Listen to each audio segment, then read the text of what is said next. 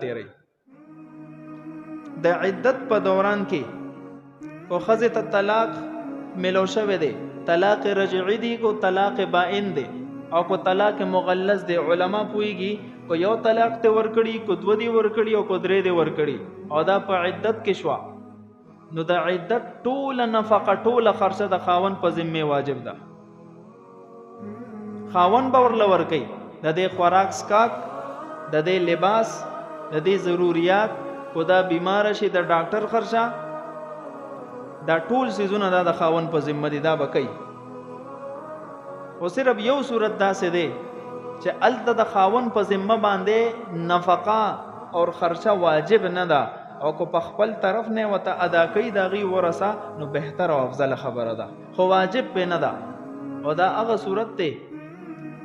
چې کله یو زنانه داسې وي چې خاوني وفات شي، نو زنانه باندې عدت تیرول لازم دي.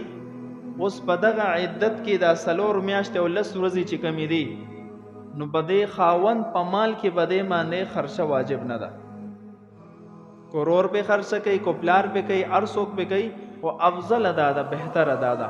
چې د خاوند مال کې یا د خاوند د اهل او عیال چې کوم افراد دي د کور د دې خرچه برداشت کی، دا افضل ده، خو واجب نه ده. سمانه واجب نه ده، کو چرته دوی ادایګیونه کې نو الله به تاسو نه کوي، او کو ادایګي وکړه خرچه ولا برداشت کنو الله به په ولا اجر ورکړي. څلورمه اهمه مسله دا ده چې یو زنانه دغه خاون وفات شو، نو دی باندې 4 میاشتې 10 ورځې عدت ته